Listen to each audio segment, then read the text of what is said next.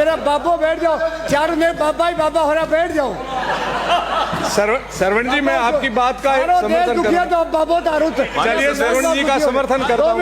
सरवण जी को बोला, मेरे बाप को बेटा नहीं मानता, घरवाली पति को नहीं मानती, भाई को भाई नहीं मानता।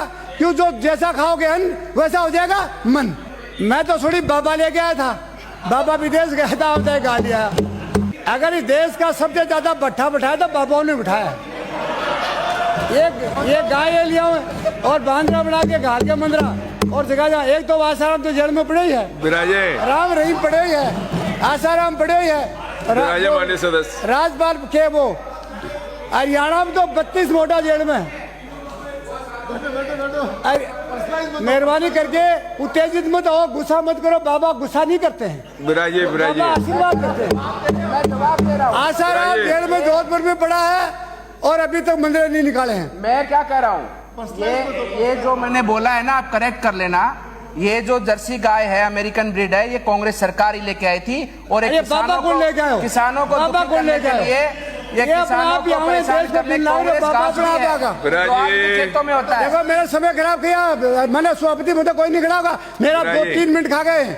मैं ये बता रहा हूँ, आसाराम बाबा को जेल में किसने डाला? खुद ही पड़ा है। मैं ये कहना चाह रहा हूँ, हिंदुस्तान में मेरा कहना तात्पर्य है कि दया भाव भावना आज ताने के तो मुख्यमंत्री बनाता के मंत्री को ना को गुण पियो क्यों लाए रानी की सेवा करने खातर ते जाके धुन बटो आराम पाओगा, भगवान को नाम पे लोगा। मेरे को मंत्री कहा से बनाएंगे, मैं ऐसे बोलूंगा तो मंत्री बनाएंगे। मंत्री उनको बनाएंगे तो अच्छे चमचे होते हैं, मैं चमचागिरी नहीं करूंगा, इसलिए तो नहीं बनता हूँ। और मंत्री कौन है? मंत्री वो तो जिसके दिल में आम और अमान होता है, और वो तो जिसकी आत्मा में मर जाती है वो मंत्री बने जाए, प्रधानमंत्री बनने से क्या जानी है। मेरा कोई परवाह नहीं इस बात की मंत्री बढ़ियों से, मैं संतरी पक्का बनता हूँ और संतरी बनूंगा तब तक हमारी जनता की सेवा करूंगा। आप ये कह रहे हो कि हमारे भ्रष्टाचार बहुत है, बाजार सारा सदन, आज मुख्यमंत्री भी है, आ जाएंगे 29 तारीख को सारा सदन बैठेगा, उसमें सारे कह दो एक पैसा नहीं खाएंगे, अपना बंद हो जाएंगे नीचे वाला तंत्र। आप विषय भूल रहे हो। विषय पर ठीक है, ये विषय तो यही बढ़िया है, लेकिन अच्छा नहीं लगता है। मैं एक बात कह रहा हूँ कि अगर आपको सबके दिल में भावना हो जाए कि राजस्थान को हमें पवित्र बनाना है, राजस्थान को सुदृढ़ बनाना है और राजस्थान की प्रत्येक स्कीम को क्रियान्वित करनी है, तो भ्रष्टाचार से मुक्ति पानी पड़ेगी। एक आदमी 3 साल तक डॉक्टर के चक्कर में 7 ऑपरेशन करा लिए, पेट में गड़बड़ थी। हमने उसको 4-5 चीजें बताई कि सैंधव के पत्ते, बील के पत्ते, तुलसी के पत्ते, आम के पत्ते, अमरूद के पत्ते, 10 पत्ते तुम डेली बना के खा लिया करो, ठीक हो जाओगे। वो ठीक हो गए। बोलो भाई साहब ठीक हो, वास्तव में ठीक हो गए हम तो। मैं कह रहा हूँ हर आदमी में आयुर्वेद है, पर कोई यूज ही नहीं करता है, केवल गोली लिया, पत्ता देना, पत्ता लेते जाओ और पत्ता के कटता जाएगा। बूंदी से आने वाले माननीय सदस्य हंस रहे हैं, कोई भी इनकी बीमारी आए तो आप इलाज बताना। आप ये तो हंसने से कोई फायदा नहीं मिलेगा, आप हंसते रहना, फिर मेरे को फायदा मिल जाएगा 5-7 मिनट। अब कोरोना में आयुर्वेद की, आपको मालूम कोरोना में केवल बगैर पैसे की चीज थी गिलोय, गिलोय का पत्ता और गिलोय की जड़ का। गिलोय एक ऐसा बेल है, अगर 6 महीने तक आपने फर्श पे डाल दी तो भी नहीं सूखेगी। 6 महीने तक अगर आपने फर्श पे डाल दी तो भी वो सूखेगी नहीं, उसका गुण दोष खत्म नहीं होगा। उसका हमने काढ़ा बना के पिया, लोगों ने कोरोना ठीक हो गया। क्या हो गया? अमृता गिलोय। क्या तकलीफ है? अगर तकलीफ है तो 15 मिनट बाद मिलना। और दिल में कोई गड़बड़ है तो दिल में रखना, बोल के समय खराब मत करो, नहीं घंटी बजा देंगे, कोई फायदा नहीं। संजीवनी को तो हम भूल गए और हम लग गए उन चीजों के जो खाद्य पदार्थों मिलावट वाली है, मिठाई खाने लगे, पनीर खाने लगे। अगर हमने जड़ी बूटियां खाई, अगर हमने खींप की पत्तियों का, खींप की फलियों का हमने सब्जी खाया तो 20 रोग खत्म होते हैं। पेट में कभी गड़बड़ नहीं होगी। क्या नाम बताया आपने? खींप की खिपोड़ी बोलते हैं उनको, फलियों का।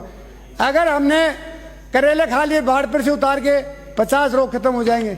पर कहा पनीर बहुत अच्छा लगता है और चाऊ माऊ बहुत अच्छी लगती है। मैं कहा चाऊ माऊ खाओ तो चाऊ माऊ हो जाओगे।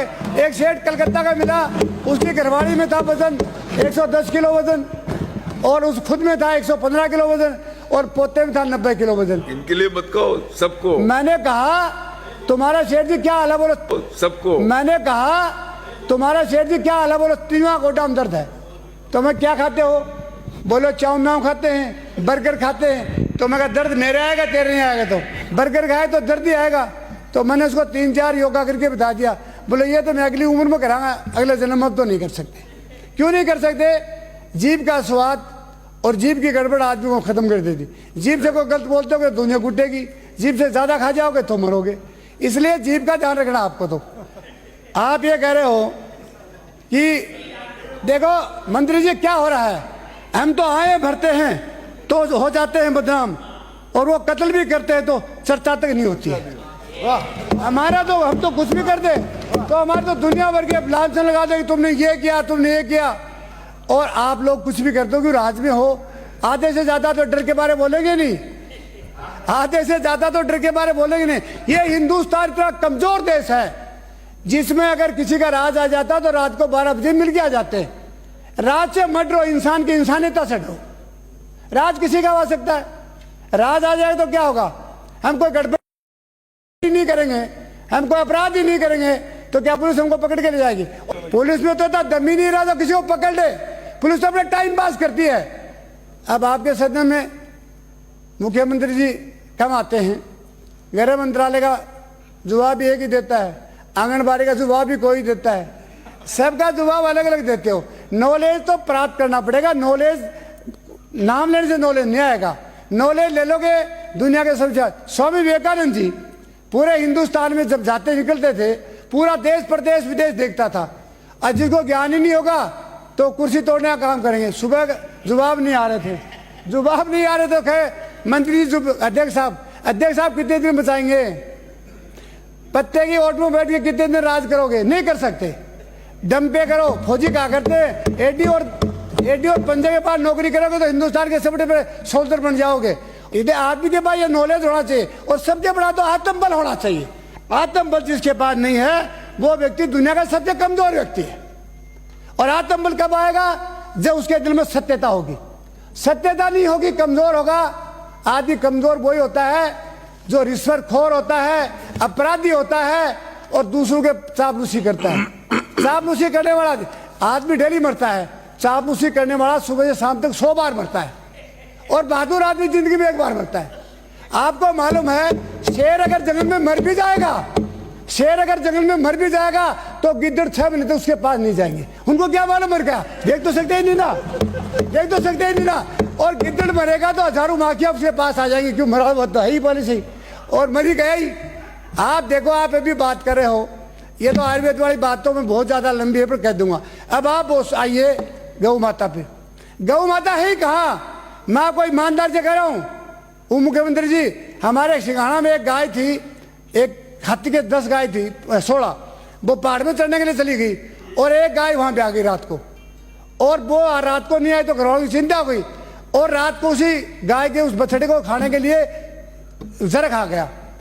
मैं सभापति महोदय ईमानदार से कह रहा हूं, वो गाय ने उस जर को सींग डाल के मार दिया। और जब सुबह गए तो उसने क्या किया, देखा तो उसमें जर मरा हुआ था और गाय बड़ी चिंगड़ी हुई थी, और उसको लेके आ गए। उनमें भाव था, भावना थी, और वो अपने बच्चे के प्रति उत्तरदायी थी। आज की ये जर्सी गाय जो देश में गंदा ब्रीड आ गया, इसके बछड़े को चाहे कुत्ता साहब पास में बैठा बैठा खाते रहे, परवाही नहीं करेगी। क्यों नहीं करेगी? उसमें भावना ही नहीं है, उसमें दया ही नहीं है, उसमें अपनत्व नहीं है। और जिस दिन से हिंदुस्तान के अंदर हमारे जर्सी गायों का दूध पीने लग गया, उस दिन से गांव की शर्म, लिहाज, लज्जा, प्रेम भाव सब खत्म हो गया।